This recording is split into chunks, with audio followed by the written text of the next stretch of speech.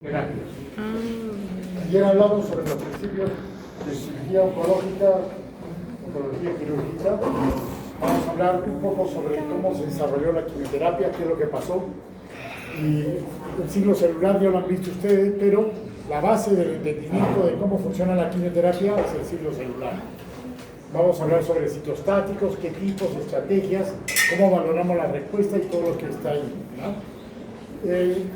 Al final de la Primera Guerra Mundial, un buque americano naufragó en la Polinesia, ¿ya? Y la gente que estaba en el barco se lastimaron, se rompió su bodega, se empezaron a enfermar, y la gente del pueblo que también estaban, que los auxiliaron, también se empezaron a enfermar. Y una enfermedad rara que no sabían qué pasaba. Entonces el gobierno de Estados Unidos mandó un buque naval para ayudarlos. El doctor que fue no sabía qué iba a hacer. Dijo, había un accidente, quiero ayudar. Y cuando él llegó, vio que había gran cantidad de personas con severa neutropenia, con ampollas, que se les había caído los pelos, irritados, inflamados, y que se estaban muriendo de infecciones. Pero él no sabía qué había en el buque. Entonces escribió esto y les dije, oye, acá ha pasado algo, acá hay una cosa rara, porque esto no corresponde a ningún cuadro clínico. Y el gobierno inmediatamente le mandaron a alguien que le ayude y le dijo, esto es una cosa secreta, estamos mandando gas mostaza, que era para la guerra. Pero al chocar el buque se rompió y salió, y todos los que iban en el buque y los del pueblo fueron expuestos al gas mostaza, que era un gas mortífero. Pero lo que les llamó la atención es lo que hacía, bajaba los glóbulos blancos. Entonces, al final, bueno, ayudaron los que pudieron, murieron muchos, y el doctor le dio la idea a médicos que trabajaban con cáncer, no existía la oncología en Estados Unidos, para tratar las leucemias. Porque las leucemias tienen 20.000, 50.000, 70.000 leucocitos. ¿Cómo las podemos bajar? Con gas mostaza, dijeron. Y así surgió la quimioterapia. Empezaron con derivados de gas mostaza y ahora tenemos hasta la ciclofosfamida, que es un derivado del gas mostaza. Entonces, en 1946, después de la guerra, surge la mostaza nitrogenada, se le empezó a usar como mostaza nitrogenada con mucha dificultad, muchos problemas, muy útil para linfomas y leucemias, como vieron, y después hubo una carrera a ir descubriendo una serie de drogas que han sido realmente lo que nos han ayudado a luchar contra todo el cáncer. Y en esta época ya, como dice en la parte de abajo, tenemos terapia dirigivas con otras drogas que no son necesariamente quimioterapia, pero son anticuerpos monoclonales, inhibidores de la tirosina, etc. Como les decía, lo más importante es el ciclo celular, porque las células se dividen, como ustedes saben, por el ciclo celular. Entonces, sabiendo eso, la única manera de frenar una célula es atacándole el ciclo celular. O la atacamos en la mitosis para que ya no se divida la célula, o en la fase de síntesis para que no se duplique la escalera del DNA. De alguna manera metemos drogas acá que van a hacer que no se pueda duplicar la escalera del DNA, entonces no se va a poder después llegar a la mitosis. En algunas otras partes finales del G1 y al inicio del G2 también hay drogas que actúan. Y además tenemos otras drogas que actúan en cualquier lugar del ciclo celular. Son tan tóxicas que no importa en qué estado está el ciclo celular, actúan en cualquier lugar. Entonces ya ustedes están viendo que tenemos dos tipos de drogas. Las que actúan en sitios específicos, por eso se llama drogas cicloespecíficas, porque en un sitio puntual actúa. Por ejemplo, el 5-fluoruracilo, acuérdense, ¿te acuerdan de la cadena de DNA? Entonces, uracilo, timina, tiamina, bueno, en vez del uracilo se va a meter el 5-fluoruracilo. Un uracilo modificado que tiene una molécula de flúor que va a hacer que altere la duplicación de la cadena y por eso actúa como un antimetabolito aquí en la fase de síntesis. Vamos a ver que hay otros que van a actuar en el uso acromático para que no se forme el uso y así sucesivamente. La idea es que la parte más peligrosa o que más nos preocupa del ciclo celular es el G0. ¿Por qué? Si la célula se queda en G0, ustedes saben, el G0 está estática, no se reproduce, no hace nada. Entonces yo estoy feliz, mato todas y esta G0 está ahí calladita. Dejo de aparecer aquí y de repente sale. Por eso vienen las recaídas, por eso vienen las metástasis después de mucho tiempo. porque son células que se quedan en G0. Por eso damos varias veces quimio, para que matemos todas estas células que están en síntesis y mitosis y estimular a las de G0 para que salgan. Al bajar la población que está en el ciclo celular, ¿no? Reciben esta G0 indicaciones para entrar a reproducirse. Y de esa manera tratamos de disminuir la G0, pero no siempre se logra. Entonces, el manejo del ciclo celular es muy importante para entender cómo funciona todo esto quimioterapia. La otra cosa interesante es esta, la curva gompertziana. Gompertz describió esta curva y por eso su nombre se llama gompertziano. Es un nombre raro, pero bueno, así le dice. ¿Qué es lo que dice esta curva de crecimiento tipo Gompertz?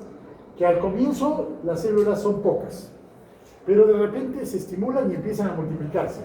Se multiplican mucho, empiezan a subir.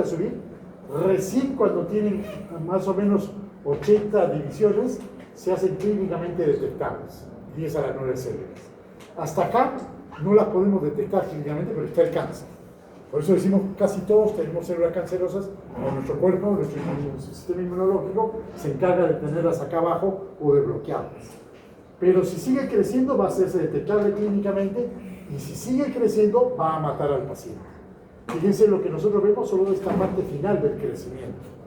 Entonces, igual, cuando hacemos el tratamiento, esta parte que nosotros vemos clínicamente, ¿qué hago? La puedo operar. Es el tumor que yo saco. Yo lo saco y bajo acá, pero todavía hay células. Tengo que hacer algo para eliminar estas células, porque si no, van a volver a crecer. Y es por eso que se usa la quimioterapia adyuvante o neoadyuvante, como vamos a ver luego, para ayudar a controlar las células neoplásicas. Otro concepto es que estas drogas son venenos. Son venenos porque tienen muy poco índice farmacológico de seguridad. Fácilmente, si yo me excedo, le hago mucho efecto colateral. Por eso los damos de acuerdo a la superficie corporal.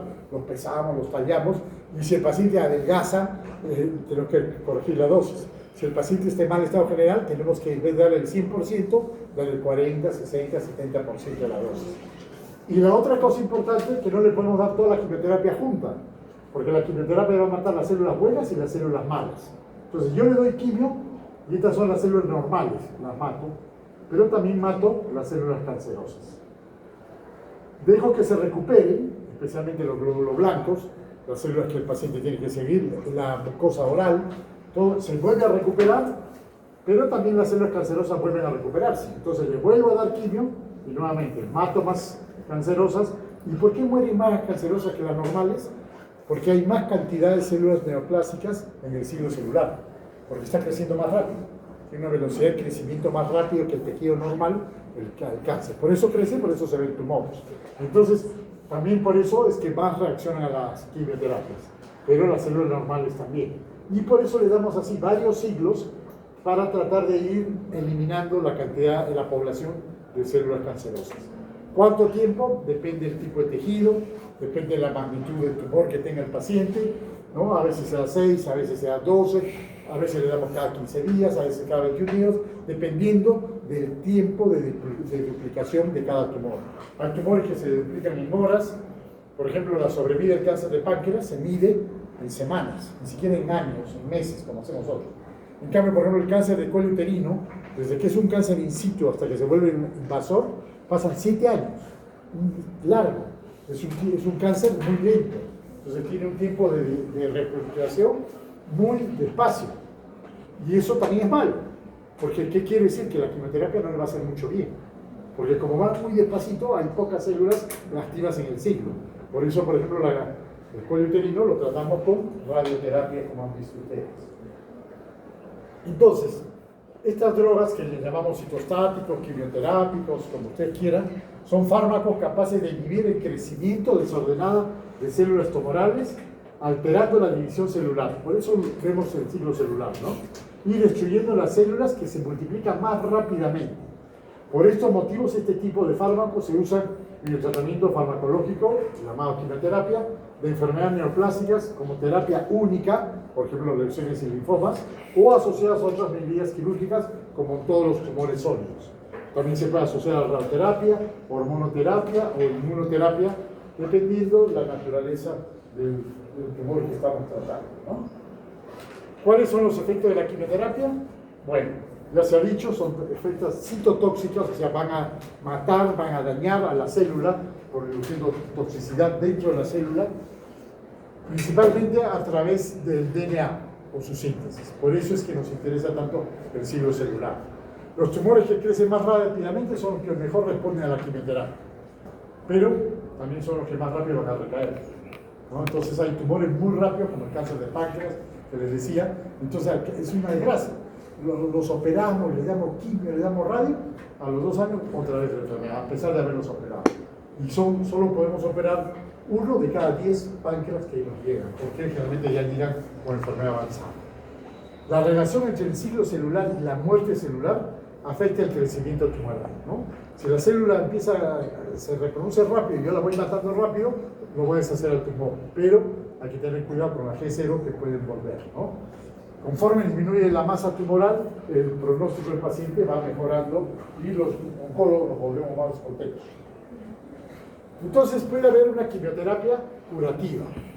Se puede curar ciertos cánceres, ya hemos dicho, todos los líquidos y algunos tumores sólidos. Por ejemplo, el coriocarcinoma, el cáncer de la placenta, que es frecuente en mujeres jóvenes, se cura solo con quimioterapia. El cáncer de ano.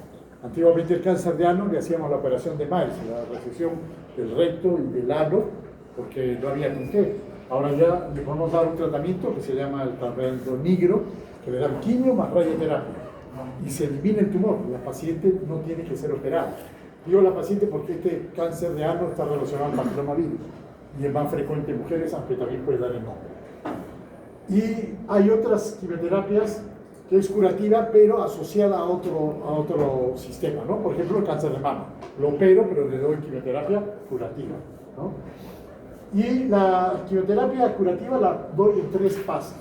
Primero le doy una terapia de inducción, o sea, le doy buena cantidad de droga para responder, para que el tumor se achique rápido. Esa señora que vimos con el cáncer de mama grande, le van a dar mucha quimio temprano, la van a inducir para que el tumor se achique rápido. Después tenemos que hacer que el tumor se siga achicando, ¿no? Tenemos que consolidar el tratamiento para que en ese lapso las células que van saliendo G0 yo las pueda atacar y las pueda destruir. Y después entra una etapa de mantenimiento. Ya la quimio ha hecho su papel, o ha desaparecido el tumor o lo ha reducido lo más que pueda, y yo tengo que tratar de mantenerlo ahí porque, pues, acuérdense de la G0, en cualquier momento se activa. Entonces ya le doy mantenimiento con drogas más suaves, no tanto tiempo, no tan agresivo. Pero así como hay una quimioterapia paliativa, también tenemos una paliativa, cuando no podemos curar.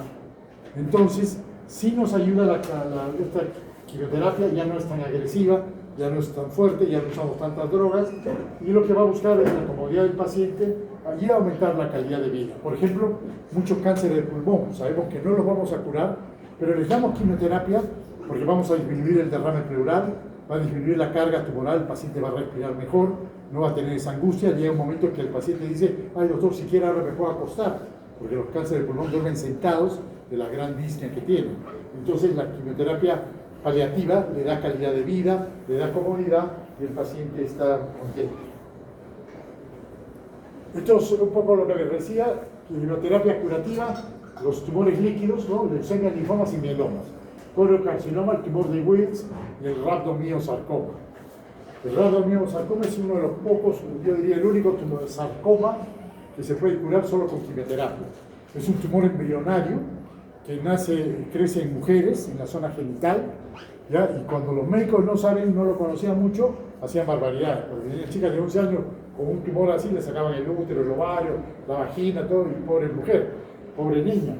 Ahora sabemos, vienen así, lo primero le hacemos una biopsia. Si sale un rhabdomiosarcoma, nos alegramos, porque con quimio se borra el tumor, no necesita operación y mantiene sus órganos como deben ser. Y generalmente sale en gente joven porque es un tumor embrionario. El tumor de Wilms es un tumor de los niños. Es un tumor retroperitoneal, próximo al riñón de los niños. También vienen con unas barriguitas así, les hacen quimio, se reducen y después lo podemos operar con comodidad. Y la quimioterapia paliativa en todos los demás casos de cáncer. Mama, colorecto, cervicuterino, pulmón, cabeza y cuello, estómago, páncreas, endometrio, sarcomas y vejiga. En todos esos, de alguna u otra manera, la quimioterapia paliativa ayuda mucho al paciente.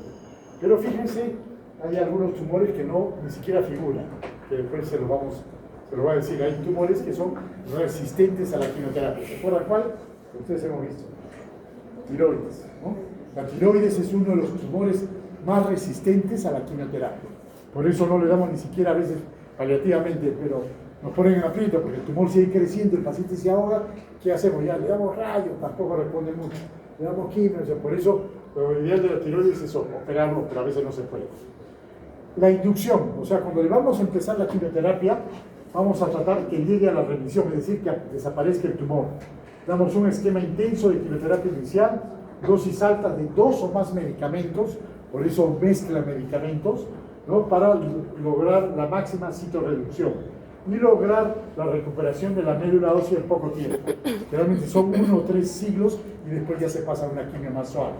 Esta terapia de inducción a veces tiene que ser acompañada con drogas para que el paciente no sufra tanto. Ya se imaginan, altas dosis para tener más náusea, más vómitos, más caída del pelo, más problemas en la neutropenia, ¿no? Y después que ya redució el tumor, entramos a una terapia de consolidación, como dice ahí, por remisión o después de la intensificación temprana.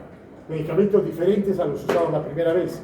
Por eso, por ejemplo, cuando ustedes vayan a ver en el hospital pacientes que están haciendo quimioterapia, por ejemplo, para cáncer de mama, la misma paciente le dicen, ¿está haciendo la roja o la blanca? Así dicen. Porque usamos una roja de inducción que es muy fuerte, que se llama la doxorubicina, que parece la cola escocesa, así rojo es, bien un rojo fuerte. ¿Ya? Y entonces los pacientes les llama la atención porque se lo ponen a la vena. Entonces me están dando la roja, ¡ay, eso es terrible, te va a hacer vomitar! Dicen, porque están en la etapa de inducción. Y después le vamos a dar paclitaxel, que es blanca, transparente. Entonces, ahora estás en la quimio blanca. Y dice, no, eso es suavecita, no pasa nada, no se cae el pelo, nada. Porque ya respondió el tumor y está en una fase de remisión o de consolidación. Ya fue la intensificación, ahora estamos consolidando el tratamiento. Ese mismo esquema a dosis mayores, hay que erradicar el mayor número de células residuales. Y cuando terminemos de esta etapa, viene la etapa de mantenimiento, en la cual, como les decía, ya damos menos drogas, muchas veces les damos oral, por ejemplo, capecitabina, que es el ciclofluoracil oral, le damos al paciente oral, mantenemos niveles terapéuticos bajos, pensando el famoso G0 que puede ver, o algunos sitios donde la quimioterapia no llega. Tenemos ciertos santuarios, por ejemplo, no llega a los testículos, no llega al cerebro. Cuando queremos que funcione, como no llega a los testículos, ¿qué hacemos? Le sacamos los testículos. Pero cuando no llega al cerebro, ¿qué hacemos? Le ponemos intratecal, directamente una punción a la médula ósea o a la cisterna magna, y ahí le ponen la quimioterapia, ¿no? Y está el paciente durante 2 o 3 años por tratamiento de mantenimiento. Esto especialmente también en leucemias y linfomas.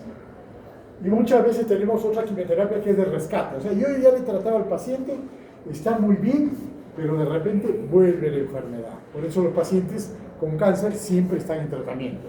Entonces, cuando vuelve, ahí le doy una última alternativa, una quimioterapia de salvamento, le voy a dar otras drogas, o si respondió mucho a la primera droga, puedo intentar incluir en mi esquema la primera droga, ¿no? Hay algunos pacientes que son refractarios al tratamiento, no respondieron, entonces tenemos que cambiarlo o a operarlo o hacer una citorreducción. El cambio de esquemas que no tengan residencia cruzada es importante para que tenga buen efecto la quimioterapia. La quimioterapia generalmente será ambulatoria, el paciente viene, lo recibe en 1, 2 horas, 3 horas y después se va a su casa. Y de acuerdo a como yo de la quimioterapia, que ya lo he dicho antes, puedes tener diversas estrategias. Adyuvante cuando la doy después del tratamiento principal. Por ejemplo, un sarcoma, lo opero, o saco el sarcoma, casi ya no quedan células visibles, pero pueden quedar pequeñas células que no se ven. Entonces voy a hacer una adyuvancia con quimioterapia. Me voy a dar 6 siglos de quimioterapia para tratar de eliminar cualquier célula que haya quedado, ¿no? Lo que buscamos principalmente es eliminar las pequeñas micrometástasis, ¿no? La quimioterapia adyuvante se da generalmente después de la cirugía, pero también puede ser después de la radioterapia, por ejemplo, el cáncer de cuello uterino, ¿no? ¿Quiénes usamos estos esquemas? Mama, ovario, colon, testículo, pulmón, estómago, páncreas, es decir, casi todos los tumores sólidos, ¿no? Y la otra es la neoadyuvante. Neo es nuevo, es decir, antes del tratamiento principal. Entonces, por ejemplo, un cáncer de mama que yo lo quiero operar, Justo ayer vi una señora que tenía un cáncer de mama triple negativo de 2 centímetros con ganglios en la axila. Yo a mí se me iba el cuchillo, ya estaba afilado, dije, chale, qué rico. Pero le iba a hacer un daño, porque el triple negativo es muy agresivo. Y si alguna célula se ha escapado, entonces yo voy a hacer mal operándola, porque al poco tiempo va a tener una metástasis, una recaída. Entonces, lo ideal es que darle una neoadyuvancia. Empezamos a dar quimioterapia con la roja, 4 ciclos, después le damos 12 semanas de la blanca, la roja y la blanca, y entonces yo domino todas las metástasis que puedan estar dando vueltas, el tumor se hace más chiquito, puedo preservar la mama y es más fácil entonces operarla, ¿no? Y esto en el Perú es mucho más fácil, el promedio de las mamas en el Perú son más pequeñas, entonces si operamos todas las mamas se van a quedar las mujeres todas sintéticas, entonces sin problema. Por eso es mejor siempre la neoadyuvancia, especialmente en tumores agresivos. ¿Cómo sé que el tumor es agresivo? Por el tipo, por ejemplo, era, como decía, triple negativo, y medimos el KI. El KI es el índice de proliferación. Esta señora tenía un KI de 80, pero es altísimo. Es un tumor muy agresivo. Si yo lo dejo, rápidamente se va a incendiar. Entonces, la neoadyuvancia la damos posterior al diagnóstico histológico, pero antes del tratamiento quirúrgico definitivo. Valoramos la respuesta, vamos a saber si ese tumor responde a la quimio que yo le doy o no, ¿no? Vamos a, como ya le decía, disminuir el tamaño del tumor y permitir procedimientos conservadores. Y cuando el tumor primario no se logra identificar, también a veces damos tratamiento adyuvante hasta que aparezca o ver qué pasa. Acá tienen unos ejemplos, miren cómo era el tumor de la mama, pre-quimio, y después de la quimio cómo se redujo hasta se partía, había un chiquito acá y otro acá, ¿no? Lo usamos mucho en recto, y hemos aprendido que los rectos, cuando los operábamos nomás, al poco tiempo tenían recaída y era terrible los tumores pélvicos, ¿no? Pero con la quimio-radioterapia se pueden operar mejor, ¿no? Igual con mama, pulmón, páncreas, colon, gástrico y sarcomas. Los sarcomas muy grandes también. Le damos primero quimioterapia y después los operamos. Y lo importante es la terapia multimodal, es decir, la combinación de quimioterapias con radioterapia o quimio-radiación a veces a la vez. A veces damos a la vez, ¿para qué? Para que más células salgan de G0 y entren a la fase de síntesis, donde actúa mejor la radioterapia, ¿no? Entonces, estas modalidades de quimioterapia es la que nos permiten actuar mejor contra el cáncer. Este es un ejemplo de quimioterapia concurrente. Los que han estado hoy día conmigo han visto que esto estaban poniendo, ¿no? Una máscara a un paciente con un cáncer de seno nasal. Entonces, le ponen esto para que no se mueva, para poder poner siempre la radiación en el mismo lugar, y además le damos quimioterapia, para que haya más células en la fase de síntesis y actúe mejor la radioterapia, ¿no? Cuando lo usamos con uterino, recto, ano, cabeza y cuerpo, ¿no? ¿Qué tal al gordito? No te duermas, ¿ah? Sin embargo, como les decía, y esto es importante que también lo tengan presente, hay tumores resistentes a la quimioterapia. Son tumores terribles, malditos. Por ejemplo, riñón, melanoma, tiroides, vías biliares, hígado y vulva, ¿no? Son tumores muy resistentes a la quimioterapia, se matan de risa a la quimioterapia, después de dar toneladas de quimioterapia, el tumor sigue creciendo, por eso hay que hacer algo, ¿no? Felizmente también estamos avanzando. Para riñón en melanoma y riñón, ya tenemos anticuerpos monoclonales, inhibidores de la tirosina quinasa que están ayudando. Este es un melanoma, fíjense cómo se disemina. Acá empieza a salir, se llena todo el pie, se llena todo el cuerpo de estas manchas que son metástasis subcutáneas de melanoma. Entonces, estos ténganlos en cuenta, que son los tumores que no responden a la quimioterapia. Pero, ¿cómo valoramos que mi quimioterapia está dando efecto? ¿Cómo mido si la quimioterapia está bien o tengo que cambiar de esquema porque se está haciendo resistente? Entonces usamos un sistema que se llama RECIST, que es para medir la respuesta de la quimioterapia, del tumor a la quimioterapia. ¿Qué hacemos? Decimos que hay una respuesta parcial cuando hay una disminución de por lo menos 50% del área bidimensional de cada tumor. Te dicen, por ejemplo, el tumor de mama, ¿cuánto mide? 3 por 5 centímetros. Ya está, entonces ya tenemos una medida. Tiene que disminuir por lo menos 50%, bajar a 2.5 después de 3 o 4 ciclos. Si no baja, quiere decir que no está respondiendo, ¿no? Entonces, pero si baja, es una respuesta parcial. Pero baja, a veces es muy sensible a la quimio el tumor, tumores muy agresivos, que le damos y desaparece el tumor por completo. Y ahí le llamamos respuesta completa. Pero puede pasar lo contrario. El tumor de 5 por 3 centímetros crece. Le doy la quimio y en vez de ser más chiquito, más grande. Entonces yo no puedo seguir dándole quimio.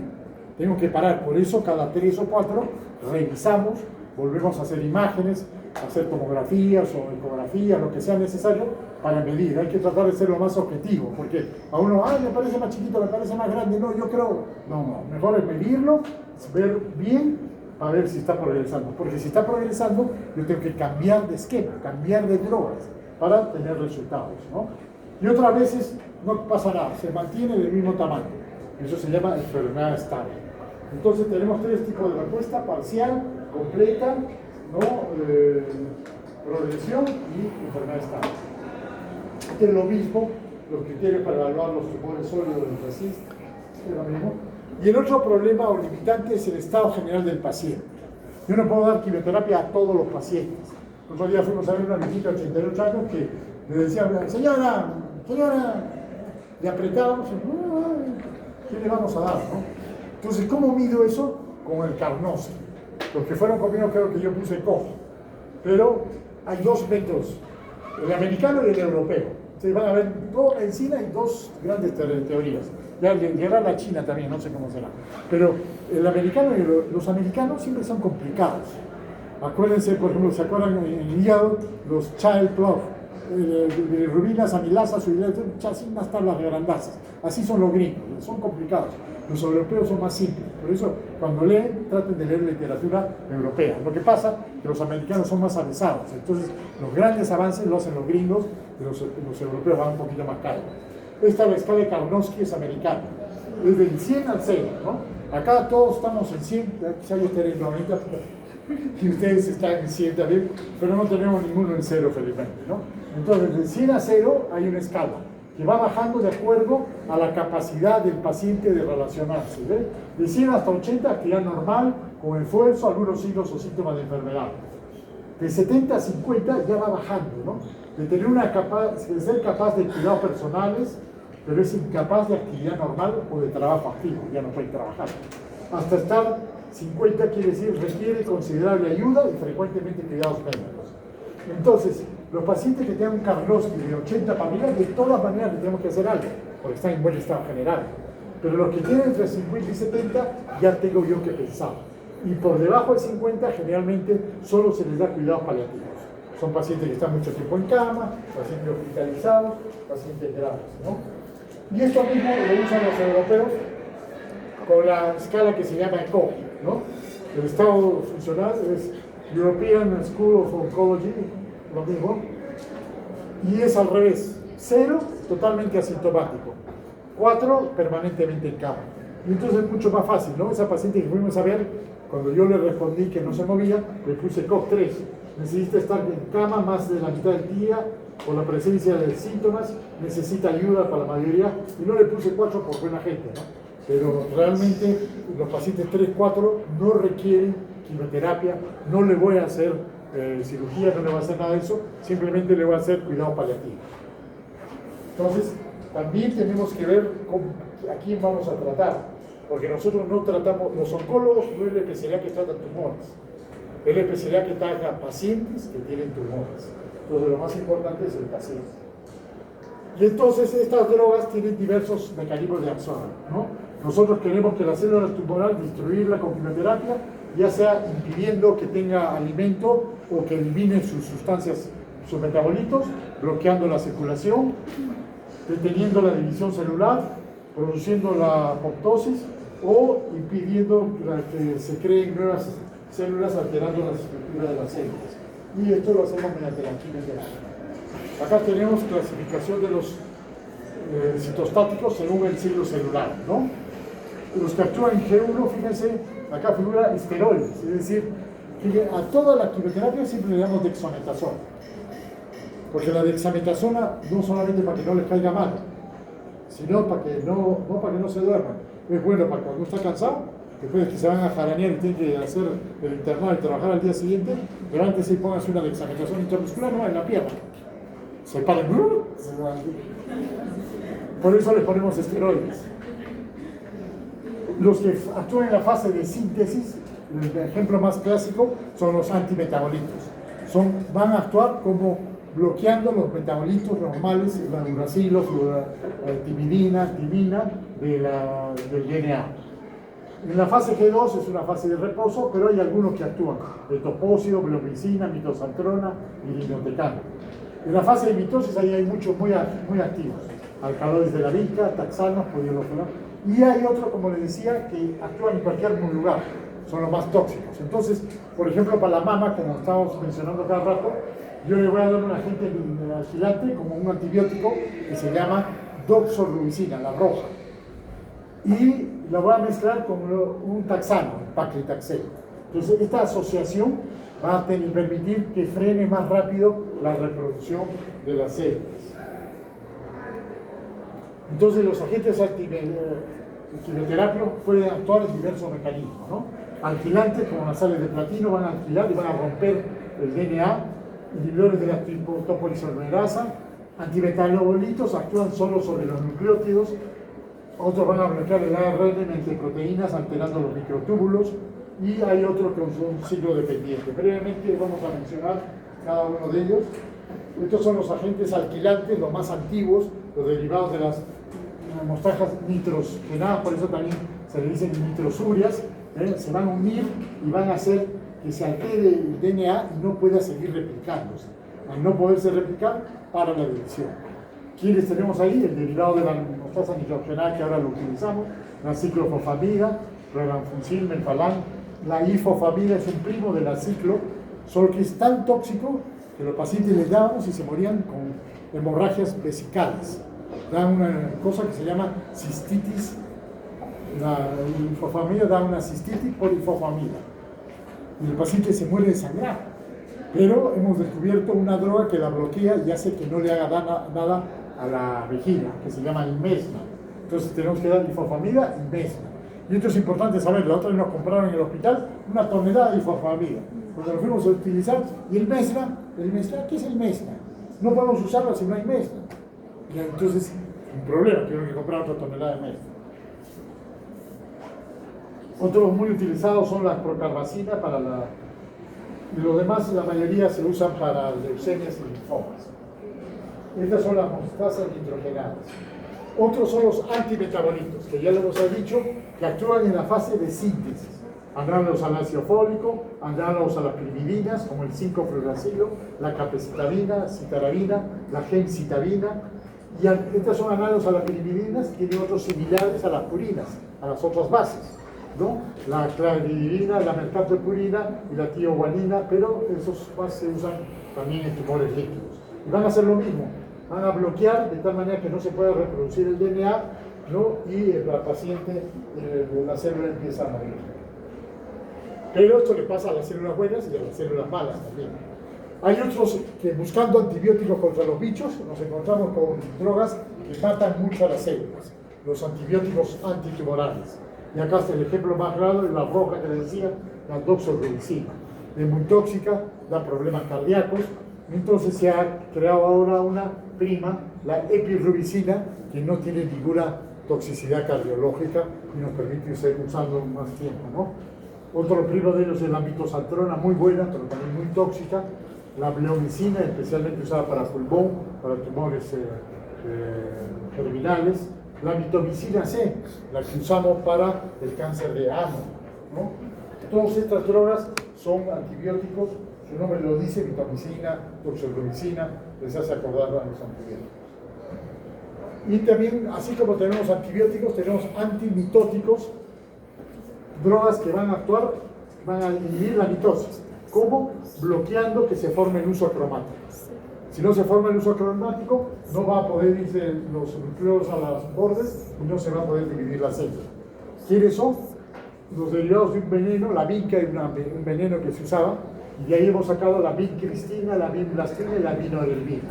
Son muy buenas drogas, se usan muy poca cantidad porque son muy tóxicas, y sus primos que son los taxanos, el paclitaxel y el docetaxel, la blanca que usamos en cáncer de mama, una droga muy noble que se utiliza para muchos tumores porque es muy fácil bloquear la división celular inhibiendo el uso cromático. Y también hay agentes moleculares específicos que en la biología de toda la célula van a actuar específicamente en ciertos lugares inhibiendo ese proceso. Y al frenar ese proceso se va a parar la multiplicación celular. Hay dos grandes tipos, los inhibs, fíjense, pentilib, inhibib, dosatinib, sorafenib, sunitinib, y los MAP, intuzumab, pertuzumab, trastuzumab. ¿Cuál es la diferencia? Los MAP son monoclonal antibody, son anticuerpos monoclonales. Y los que terminan en inhib son inhibidores de la tirosina.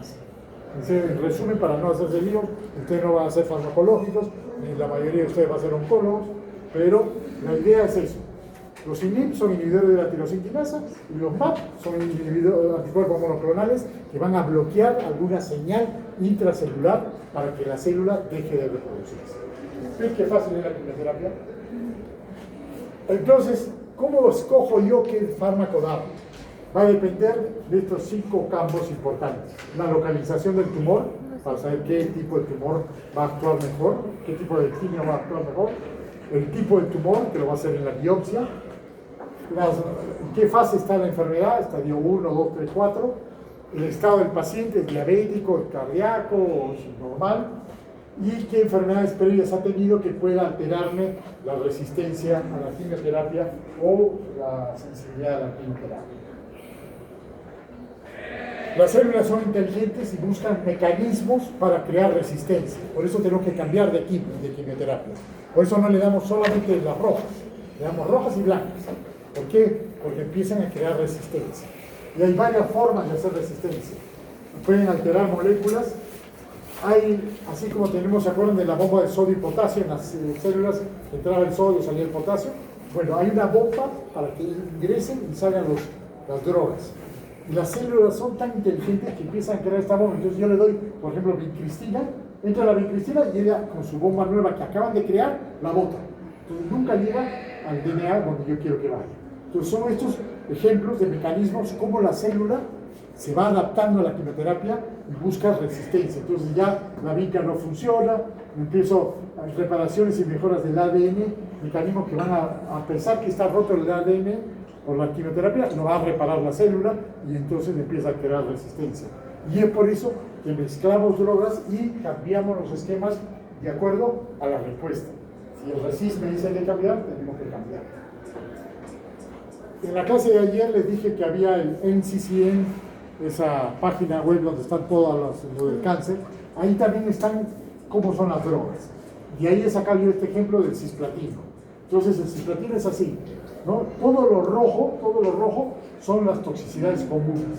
Cisplatino, por ejemplo, tiene una alta nefrotoxicidad, náuseas y vómitos altísimo, tiene ototoxicidad, no tan alta como la nefro, puede producir hipocalemia y hiponatremia, entonces tengo que hidratar bien al paciente, puede producir hipomagnesemia, cada vez que yo doy platino siempre le doy magnesio para evitar eso, y puede producir neuropatías periféricas, no frecuentes, pero a veces son muy molestas que el paciente no puede caminar por la quimioterapia. Esto que hay para el cisplatino hay para todas las drogas que yo quiera utilizar. ¿Cuáles son las complicaciones agudas más frecuentes de la quimioterapia? Porque hay complicaciones agudas y tardías. Las agudas son las más bravas, porque me van a suspender la quimioterapia. Si yo suspendo la quimio, la célula tumoral va a volver a crecer, entonces se va a volver resistente y todos los mecanismos de resistencia van a empezar a expresarse. Se va a detener el avance de la curación del paciente. Lo más frecuente es la mielosupresión, baja de polimorfonucleares, náuseas y vómitos, diarrea. La mucosa gastrointestinal es muy sensible a la quimio, se mueren las mucosas, por eso rápidamente hacen mucositis. El bulbo del pelo crece todos los días, se están reproduciendo y por eso se cae el pelo, pero después dejamos de dar la quimio, crece más pelo y generalmente rizado, aunque no es un buen tratamiento para los calvos. También puede producir disfunción gonadal y embarazo, por eso en mujeres jóvenes, en hombres jóvenes, se trata de preservar las gónadas para que puedan después tener familia, ¿no? La mielosupresión quizás es la parte más complicada. Los glóbulos blancos generalmente viven 10 días. Entonces, el día que yo le doy la quimioterapia, esta me gusta la imagen, por eso paso ahí. El día que yo le doy la quimioterapia, voy a matar a todos los glóbulos, todo lo que está reproduciendo. Incluso los glóbulos blancos de la médula que estaban listos para salir. Entonces, yo los voy a matar con la quimio. También las células neoplásicas. Pero los neutrófilos que ya han salido al torrente circulatorio van a estar bien. Pero al 10º día, 7-10 días, ya empiezan a morir, porque solo viven 7-10 días. Y entonces tenían que salirlos de la médula. Pero como los he matado yo hace 7-10 días, no salen. Y entonces el paciente cae de un plató, una importante marcada disminución de neutrófilos. Pasado el tiempo, empieza a recuperarse la médula y empiezan a salir los glóbulos blancos. Entonces, este ciclo que produce de los granulocitos es muy importante para entender por qué entre el 7º y 15 días es los días más graves para el paciente. Están más bajas las defensas, se puede contagiar, ¿no? Y yo puedo mejorar esto poniéndole algo que estimule la médula para que más rápido salgan, no esperar hasta el 7-15, sino acá ya empiecen a salir y la bajada sea menos pronunciada, porque ya están saliendo polimorfos nucleares de la médula, porque le he dado estimulantes de colonia, que son sustancias que van a estimular la colonia de leucocitos y neutrófilos para que empiecen a reproducirse. Y el problema es si es que en esta neutropenia el paciente hace fiebre. Entonces decimos que también constituye una gravedad, lo van a ver varias veces, lo van a ver en infectología también.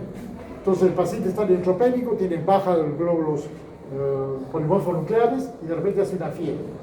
Fiebre ya sea una toma de 38.5 o 3 tomas más de 38, ¿no? Y esto es mortal. La mortalidad va a depender del nivel de neutropenia. A veces tenemos pacientes con 500 neutrófilos, a veces nos marca 0 neutrófilos, y entonces los tenemos que aislar, empezar a darle antibióticos y esperar que se recupere la médula, utilizando estas iniciales, que son todos factores estimulantes de los granulocitos, de los mielocitos, de todos los formadores de glóbulos rojos y de sangre. Y el otro problema es el vómito. Y el vómito de la quimioterapia se da a 3 niveles: a nivel central, a nivel del tronco encefálico y a nivel periférico. Y entonces tenemos que tratar de bloquearlo. Es más frecuente en las mujeres vomitan más que los hombres, así nos hicieron, ¿ya? Y las jóvenes vomitan más que los mayores. ¿Por qué? No sé. El consumo del elevado de alcohol, quizá ahí los hombres por eso vomitan menos, disminuye la presentación de vómito. Pero no es aconsejable decirle que se emborrache antes de la quimioterapia.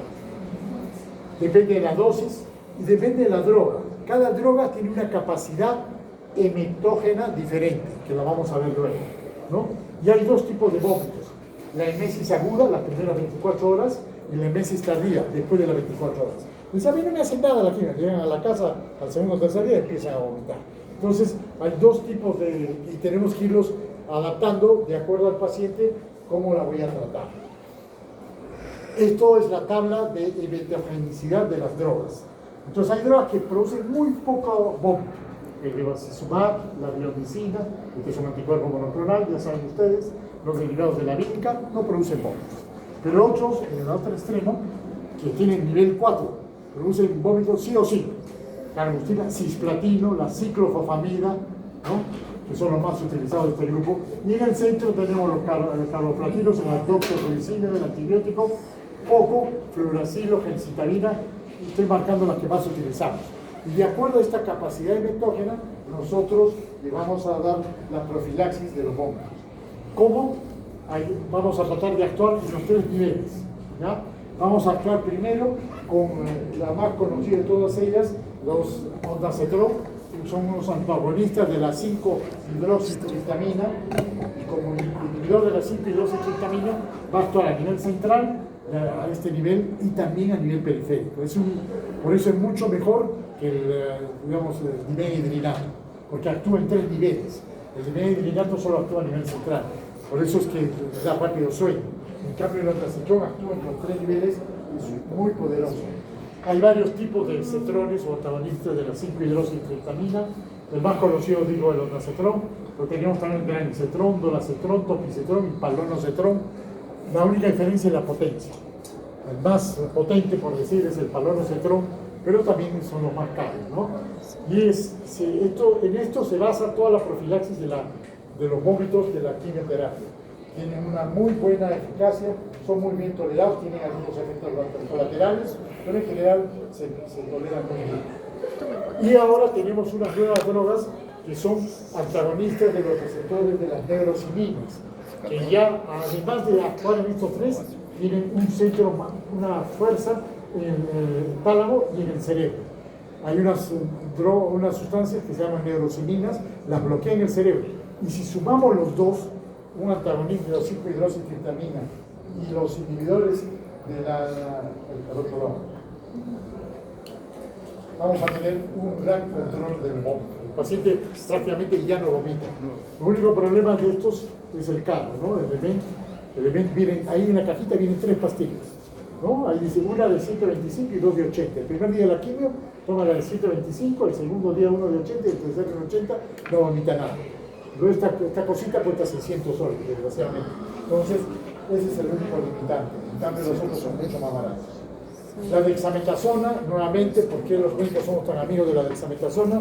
¿No? Además de curar todas las gripes, porque a todo el mundo le ponen dexametasona con lincomicina, la dexametasona es una buena droga para quitar las náuseas.